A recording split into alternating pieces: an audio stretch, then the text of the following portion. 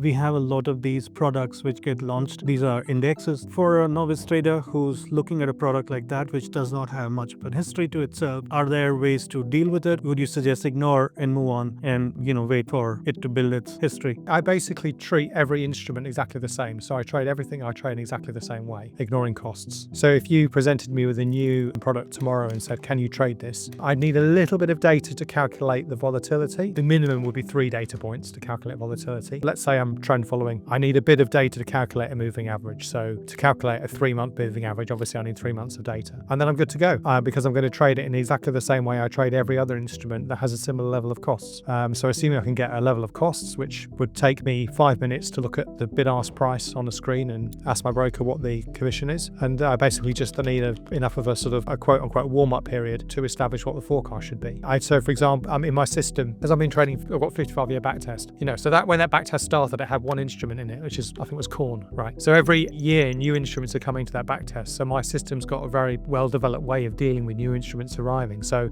for example, one issue is, when you're calculating risk, you need to worry about correlation. Well, if something's just come into my system, I haven't got a correlation estimate for it. So, I just assume it's got 100% correlation with everything else, which obviously is a very conservative thing to do because that will overstate my risk. So I can do things like that. But, this is not a problem for me at all. Obviously, if you're trading much more quickly and you think that you can identify different behavior between different instruments and how they should trade differently, then this is a problem. In which case, my advice would be find something that's very similar and fit your system on that. So, a very obvious case is in futures, a lot of futures have got different sizes. So in the S&P, there used to be this thing called the S&P contract. I can't remember the tick size, but it was massive. And then they brought in this thing called the E-mini, and then they brought in this thing called the micro. I only trade the micro now, but if you look at my backtest goes back to the 1980s when the big contracts started trading. Well, of course, because they're basically the same thing, then the prices should follow very closely together. So I could literally just stitch the prices in at the start and use that instead. And there are less good things you can do. Like, for example, if you're trading Bitcoin futures, you could use the spot price of Bitcoin prior to when the futures came in.